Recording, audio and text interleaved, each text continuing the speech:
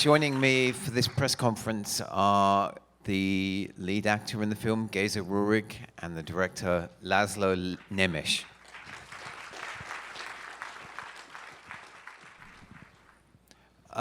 This is, László, this is your first film.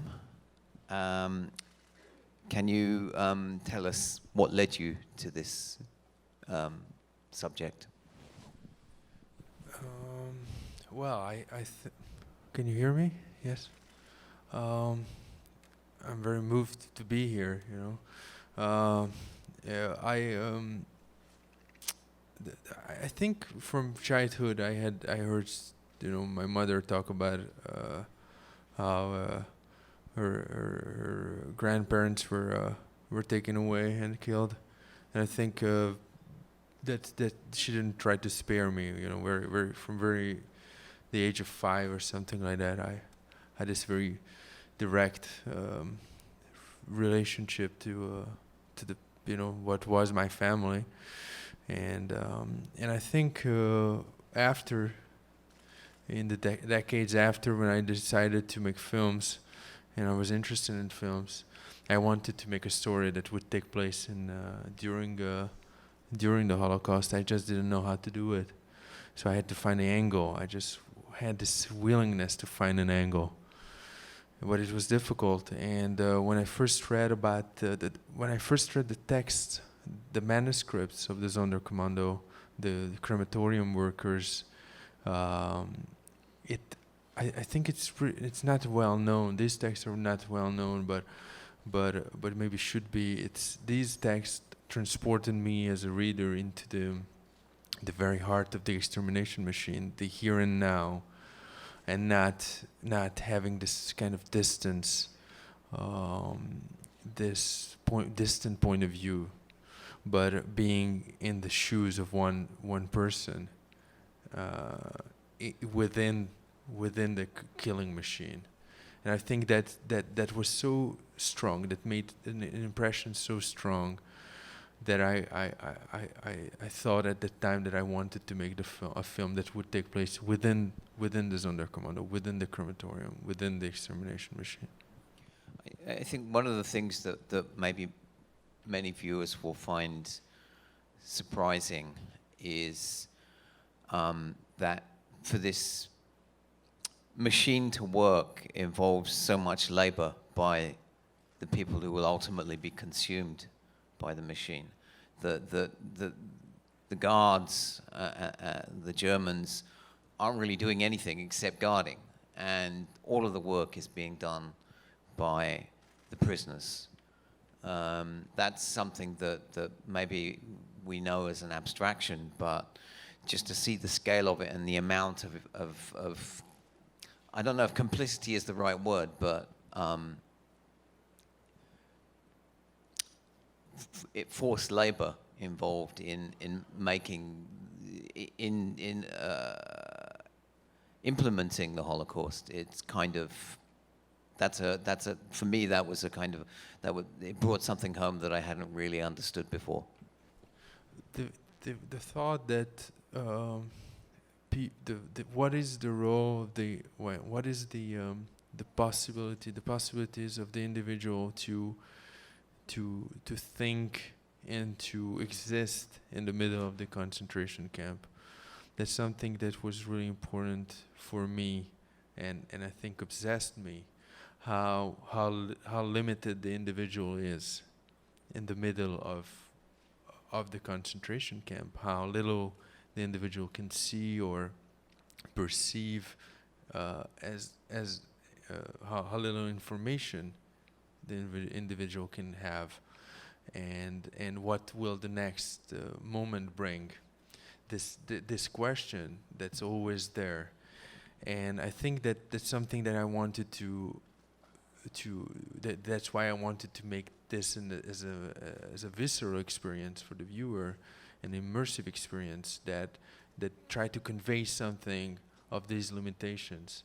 And I think that's something also that's linked to how we perceive the Holocaust, and how we perceive, for example, the Sonderkommando members who were prisoners, and victims among the victims in a sense, and not shifting responsibility on these people, but perceiving how incredibly full of destruction this machine was for the individual and the human beings in the middle of it. Now, Géza, you're not a professional actor. You're, I believe, a poet by profession, and I'm interested in why you chose Géza for this role. What drew you to him? So why? Well, yeah. Maybe he should start, or I should? Well, I don't have a question. So first Yeah. me. All right. Well, he had some roles in Hungary in the 90s. So he had the first approach to cinema, and also at some point he was supposed to become a film director. Maybe he will, he will say that as well. But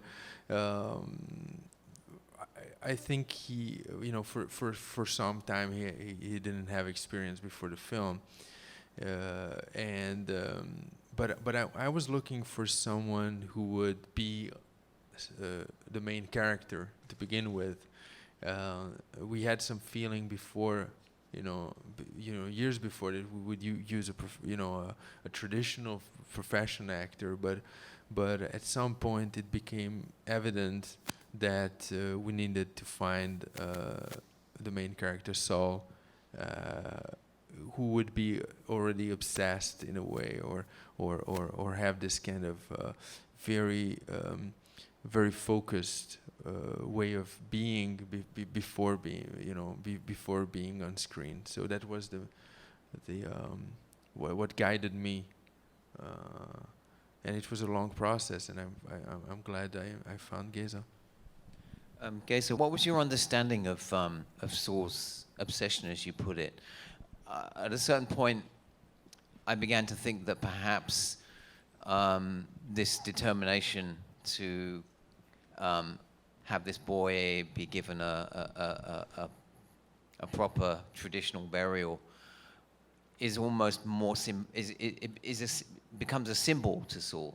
That this boy is a symbol to Saul rather than someone that he genuinely, who is genuinely his son. And so what was your understanding of that obsession and of the symbolism of it? I'll get there. Just for, you mentioned professional actor, professional poet. I just don't really believe in anything professional. I don't think a poet can be professional. That sounds very weird. I'm a professional poet. But so the actor too, I do not feel professional or non-professional. I just try to do my best. Also, if you don't mind, I would return for a sec for the question that you asked László, because I think I really liked your question, because you were not labeling, you were not blaming the Sonderkommando members. You seemed to be genuinely puzzled by the fact that besides pouring the Zyklon B, basically the entire process is basically done by Jews. It's only possible with their cooperation. Right. And so that is, that's a very, very, very good, I've thought about that too, and also Primo Levi did, and he called it, this is the most demonic act of the Nazis, to form these special squads called the Sonderkommando, he called the crematorium ravens, and force them to assist in the process of killing, and by doing so, deprive from them even the solace of being innocent. In other words, they dragged down these Jews to the rock bottom of their morality. They made Cain out of Abel's. And that is exactly, in order to destroy God's image in us, It's not enough to transfer us into walking corpse. That won't do it. In order to destroy God's image in us, you have to undo our humanity, because that's God's image in us, to resist evil. And once that's gone, then they succeeded, so to speak, to really do the very worst, to make the Jews their partners in crime, to corrupt them, to make them like colleagues, and force them under threat of death, ushering their own brothers and sisters into the gas chamber and dirtied them with their own people's blood. So the same they did with the leaders of the Jewish councils all over in Europe, who had to give lists and who they had to cooperate with it. And so it was very barbaric, but very sophisticated in a way. They really removed themselves from the actual killing in a very antiseptic way. They just stayed away and Jews killed Jews almost. Of course, the actual killing, the pouring of the Zyklon B, and the whole idea, conceiving and implementing the final solution, that was all theirs. But this is unforgivable, what they did when it comes to the Sonderkommando. Back to your question to me. I think you're right. It's a symbolic act because animals do not bury. It's a par excellence human act. There are a couple of things that I think are considered to be universally moral: to feed the poor, to clothe the naked, to bury the dead. No matter where you are, that's what you do. We don't let our fellow human beings just to decompose. And so even in such a place where death is so omnipotent, it's everywhere, that basically it vanishes from sight because it's everywhere. So every death is the same. And the only reason why Saul notices this boy, because of this miraculous sign, he survives the gas chamber. He agonizing, he's breathing. That's the only thing why he is different from the thousands and thousands every day. And so he, to my mind, he's a happy man because he found a purpose. There's two ways of resistance. There are two types of resistance are taking place in the movie. One is the revolt, which is legitimate and of course, let's get out of here. But there is another one, to me, a higher form of resistance, and that is to try to bury, disregarding the rules, obviously it's prohibited, to bury the boy. The first level of resistance is legitimate, but it's basically about surviving, saving the body. Let's get out of here. Let's make sure that the next breath is not from the gas. Saul is not concerned with his survival. He wants to make sure that it's not his body that he survives, but his soul survives as well. Or if he has to make a choice, he prefers to save his soul as opposed to his body. That's more important to him. Isn't it also a kind of a defiant reassertion of his Jewishness? Look, he doesn't even know how to say Kaddish. That's an indicator that he's not coming from a very religious household, right? I won't pin down his identity or the issue here to be Jewish. I think it's human. It's much more. A dead person is a dead person, and a father is a father. I would view it a little bit more in the context of the personal story here. There's one sentence that I find very important. He says that this boy is not from my wife. So he is driven by guilt because he wasn't there for him in his life. He wants to be there at least for him in his death.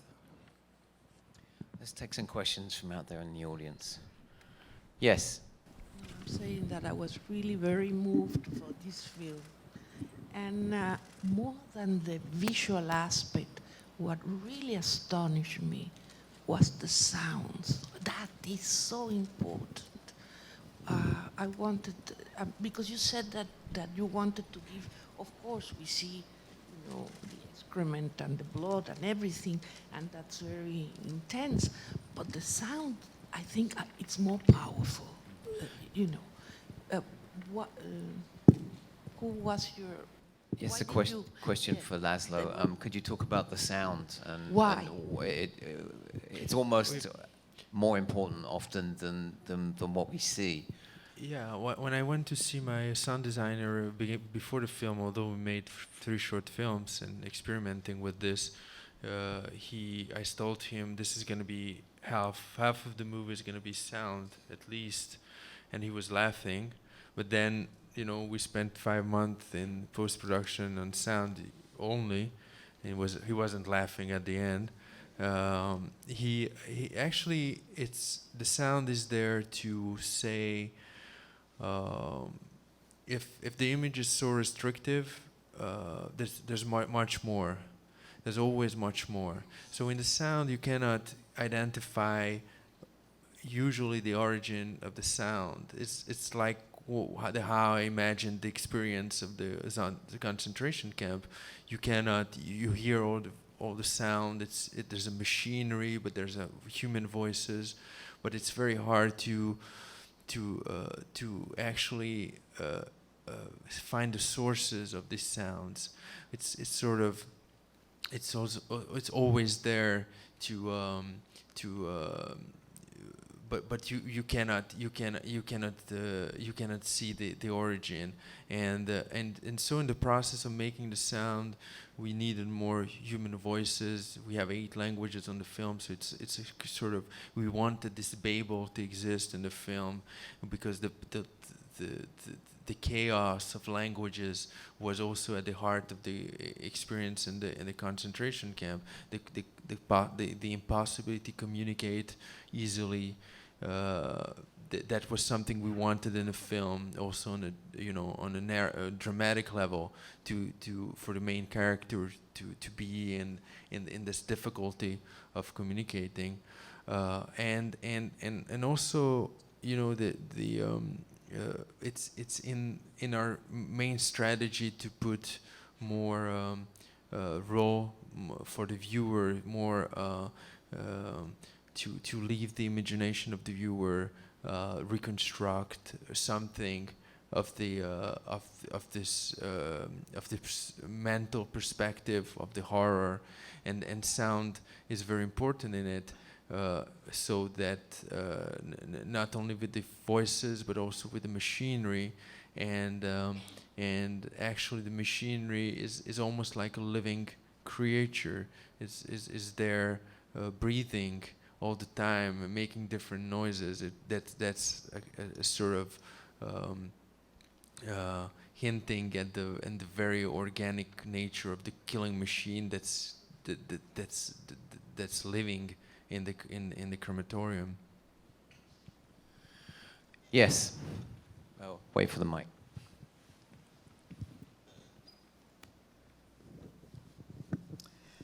Thank you, both of you.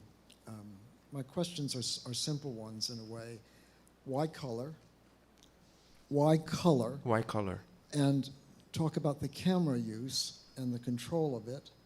And finally, the role of the rabbi. Okay, so a question, static question about why the film's in color room, and about the use of the camera, and then the role of the rabbi. Wow. So 2 questions, okay. Really.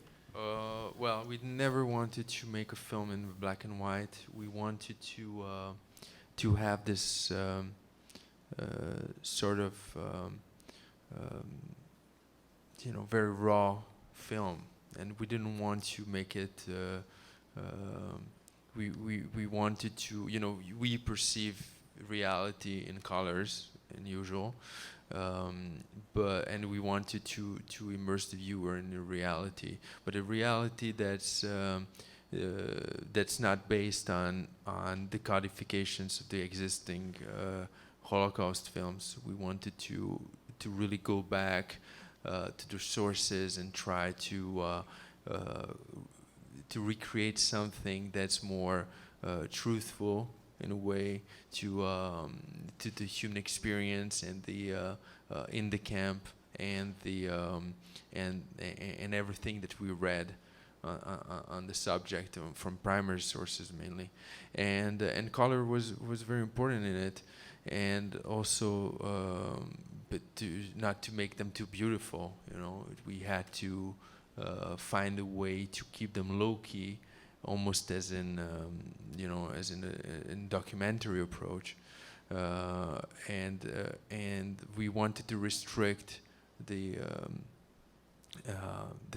scope of what we see, because we wanted to make a portrait, the portrait of a man in the concentration camp. So by making it like with 1:37, what you aspect ratio, would limited the background, the effect of the background. We didn't want to make a spectacle out of the background. We wanted to really to focus one individual, because we wanted to give the measure of the individual in the midst of it, and not trying to describe all kinds of things and giving all kinds of point of view, but really being at the human level. Because also what we think, that's our philosophy of it, is when you approach in a very frontal way, let's say a classical way of describing and showing, telling a lot of things about the camp or the Holocaust, you end up diminishing the impact of it, because you make it understandable. You make it, the viewer can encompass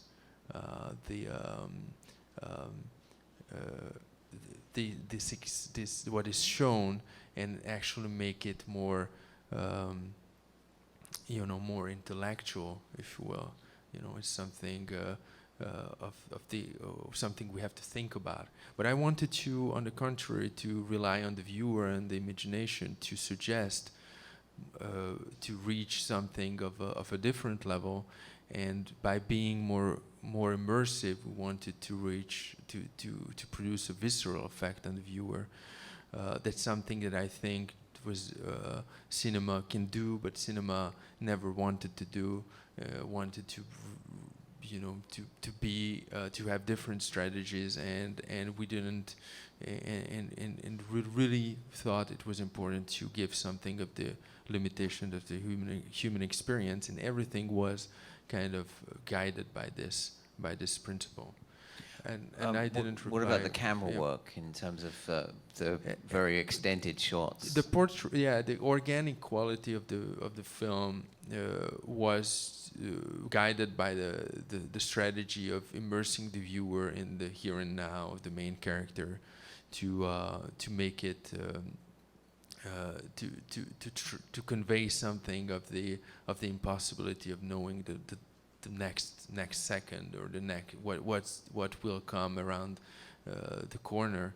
So these limitations had to be integrated in the shots, and that's why we use developed shots. But these are not very long. These are like 1, 2, 3 minute shots. So the limitations of the experience are also integrated in the length of the shots.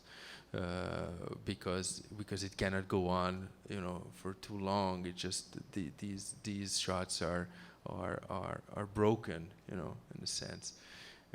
So that our entire strategy was, you know, was then also applied to the camera work, how to make it as simple as possible, and that was really a primitive, if you will, very primitive, but reflecting, you know, the mixture of chaos and organization that exists in the camp. It's, you know, you in films you see more the organization, but you cannot really see the chaos. And I wanted these mixtures to take place in the film. And then there was a question about the role of the rabbi in the film, which... Well, that's a lot. Well, say something. Just my insight.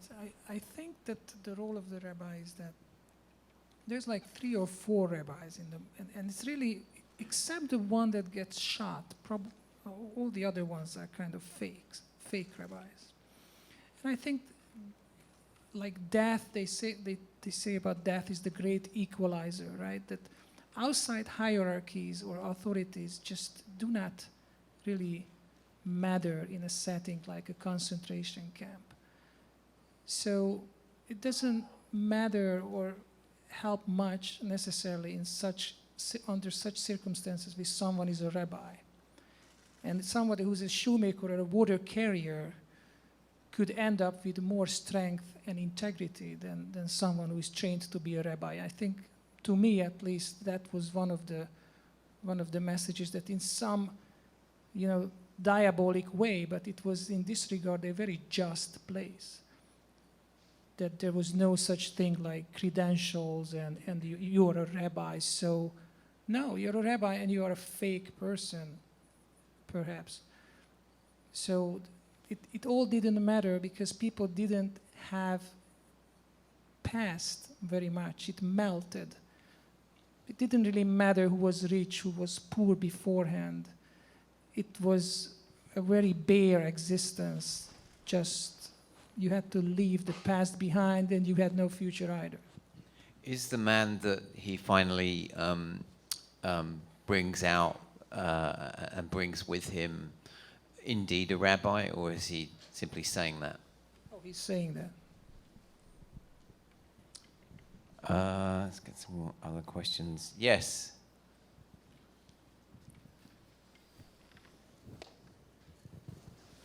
As a son of two survivors of Auschwitz, both of whom in fact were at Auschwitz-Birkenau on the day of the uprising 71 years ago, just about exactly, just allow me two quick comments with perhaps your reaction to them. First, if you'll allow me, I think by the time anyone got into the line for a selection, which is when the Sonderkommando became active, they were dead.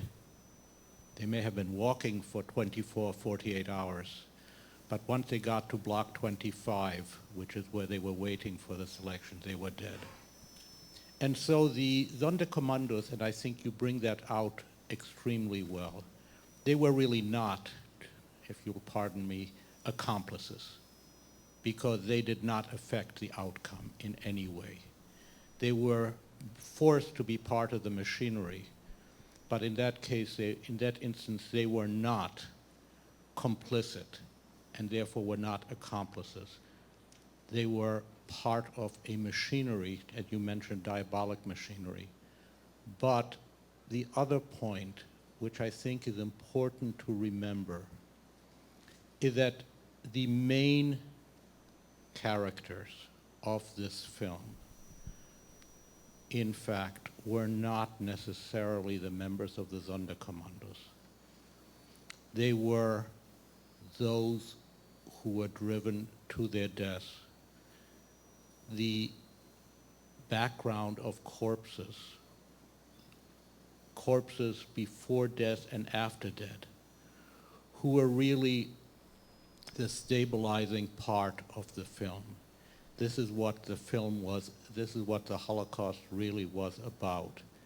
It was the dead, the millions of dead, which became for Saul the one person, which would be for me, my brother, my grandparents, and the like. But it is important to keep in mind that the story of Saul is effectively that of a supporting actor, if to use a cinematographic term, with the dead, the corpses, being in fact the featured actors of this particular scenario. Thank you. I wanted to say that I completely agree with the fact that the Sonderkommandos, and I think you do, of course the Sonderkommandos were not accomplices. I was trying to say that there was a shifting of responsibility back to the victims, in the post-war era, then that I think is highly suspicious and I think does some damage is that this kind of distance of asking also yourself why, or asking why these Jews went to the gas chamber like sheep. It's in ignoring the very the very core of the human experience when you are caught within the experience of the entire extermination machine. And I think I made this film for that reason, because we have this distance, what we actually don't know, and I wanted to give something of that very visceral experience. And regarding the yeah, you wanted to say something also. There was another part. Who the main character is? Yeah, and that the other core, at the core of this film, the other thing very important is that we definitely wanted to give the dignity to the dead, because the story of the Holocaust is the story of the dead, and it's not the story of survival, the story of the exception. It's the story of the dead, and I completely agree with you. Yes. Thanks. I appreciate the seriousness in every aspect of this project, and clearly the restrictions you put on yourselves as artists, but I was curious as to how much artistic license you allowed yourself in this. The story of Saul aside, I mean, in the details, just to take one example, I mean that I was maybe surprised to see the medic turn up in the bunker where the Sonderkommandos were warehoused, so to speak. So I'm talking about things like that. How rigorous were you in the details of what might have happened at Auschwitz?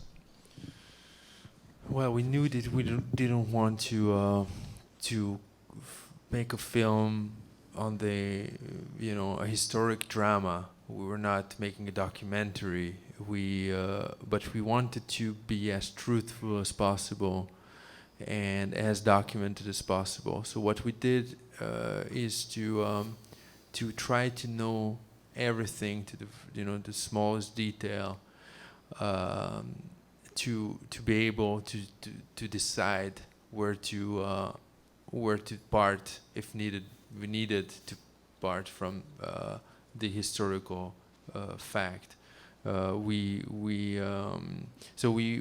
kind of even when talking about the numbers they had on their jackets, or the sort of number, or when they had to take off their hat, their cap in what kind of circumstance, all the interactions and hierarchy, and all these questions of what the individual at what point, how he has to behave, and what the rules are. So really knew all the rules of the camp to be able to know when our main character can decide or go to another place or cross into another commando. What the possibilities were for an individual. It has to be said that the Sonderkommandos were different, and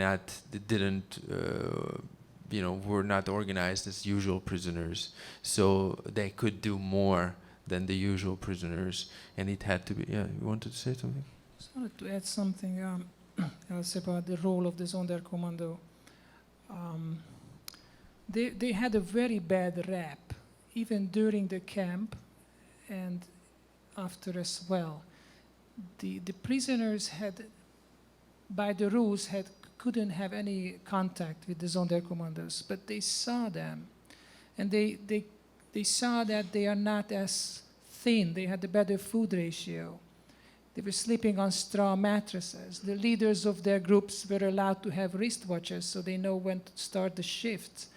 So from the outside, on the level of appearance, it seemed like they are the VIPs.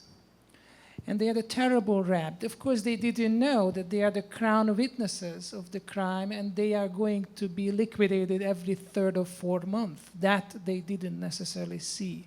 So Primo Levi admits that the prisoners, they hated the Sonderkommandos.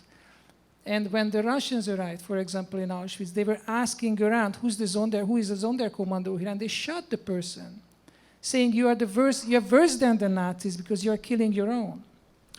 So they had to hide their identity, and surviving the survival, in other words, decades after, they did not necessarily told their family members, children, exactly in what capacity they were in Auschwitz or any other of the 5 camps where there were crematoriums. So, yeah, so we had an expert, and we tried to not to deviate from historical reality whatsoever. That was our intention, to really be as authentic as possible. So, for instance, in the specific question of the ability of the medic, the doctor, to be in one area but then to turn up in the dormitory where the the doctor. Was that taking license? No. The doctor would. In this regard, You know his name. Yeah, there was a Hungarian doctor from Transylvania who who had to become the assistant of Mengele in Birkenau, and he actually had a pass to go from one place to the next, and when he survived, and he went back to his hometown and wrote immediately about his experience, and he had a book. This book can be read in Hungarian, English too, and maybe in English. And this was also at the heart of the project when I first read this book, because this was an incredible information, but also the scrolls, the so-called scrolls, the writings of the Sonderkommando. They give so much detail about their everyday lives, and also the surviving members of the Sonderkommando who gave testimonies. They gave so much detail to. So it's we wanted to have this all these elements in the film as possible. So, but we knew that it couldn't be and it couldn't be his storybook. But at the same time, we needed to say that all the films have established a set of codes and the perception how the camp was, and we knew it was different. So we relied on these sources to help reconstruct something that can be more truthful to the original experience. It might be worth to mention his name, Miklos Nyszly, the doctor, and he had a very serious lung condition after the liberation. And in Paris, he was the first to report to the world about the Sonderkommandos. He published in Sartre's paper, Le Temps Moderne, month by month exactly his account of what happened. And he's the one in his book who writes about a 16-year-old girl who survives the gas chamber, and of course being killed by the Nazi doctor right after. And he writes about the pits, the pits, they're being put back in operation in 1944 for the Hungarian Jews, and the crematoriums. The crematoria cannot deal with all the deportations, so the machine is overwhelmed. So they open the pits and put the people directly into the forest to the fire, and that he's the one who describes it because he went there. And if you think about it, to shut and burn the Jews at night like that really exposed Auschwitz from any sort of aerial attack. But they didn't care. They got the transport coming, and they had to do something with them. Yes. Wait for the mic.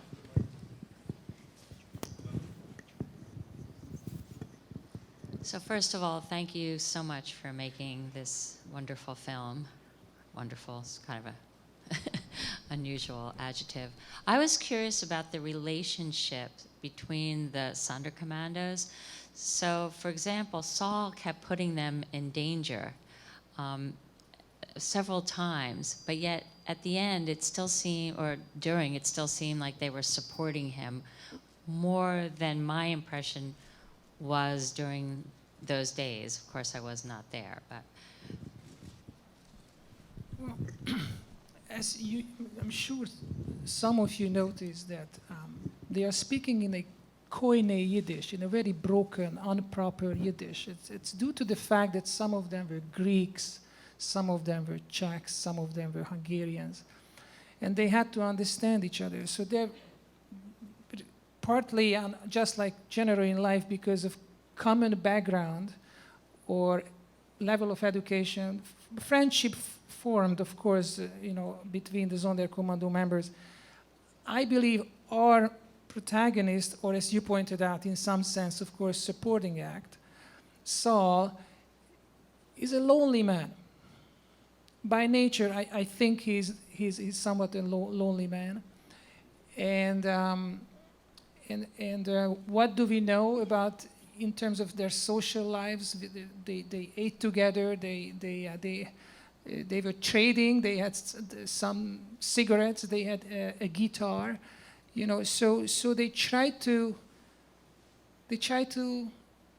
make it through and just day by day, so to speak. At the same time, they didn't necessarily know each other's names. They referring to each other as you.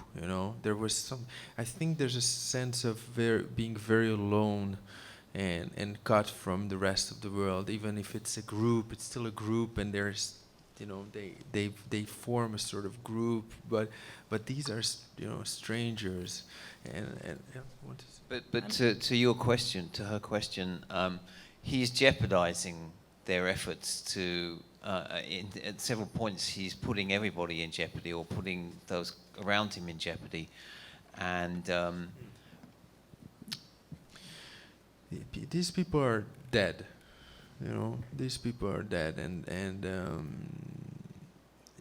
they're still functioning as beings, but I mean, as in their physical capacities, but they're dead people.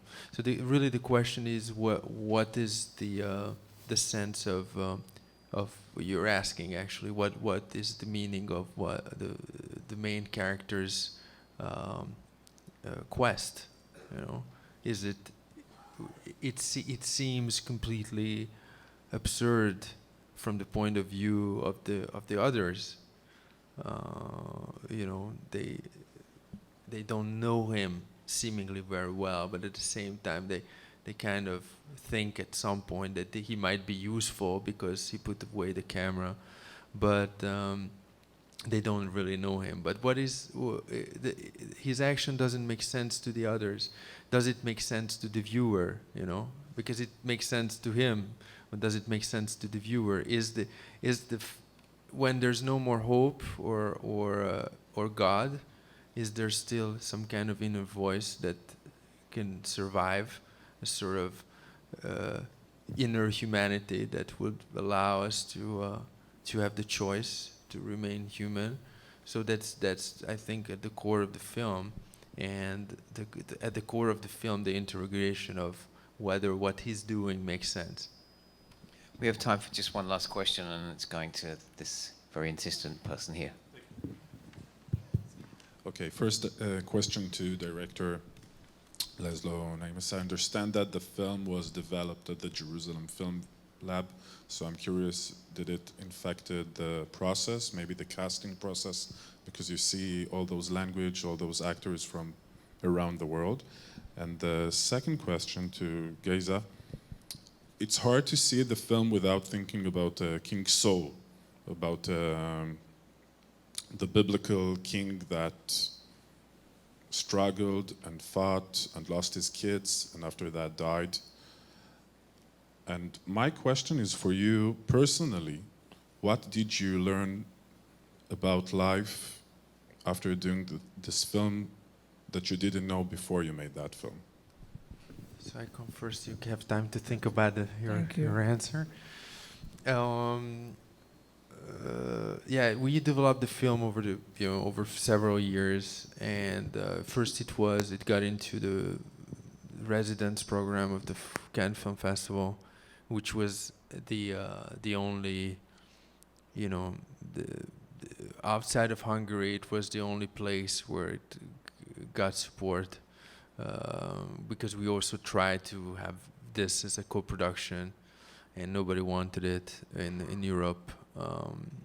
And being at the Jerusalem Film Lab, which is a program of development program for first time or second time filmmakers, it was important to have a good story editor that we had from Israel, and actually I think they helped writing quite a lot, but it was more on the screenplay and story editing level than other levels, because it wasn't the objective.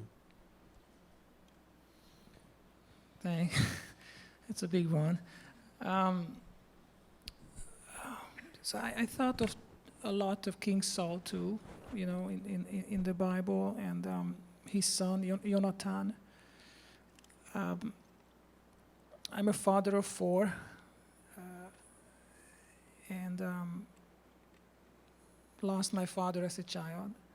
So there's a lot of ways for me to connect, so to speak, for this role. But you asked, what did I personally learn?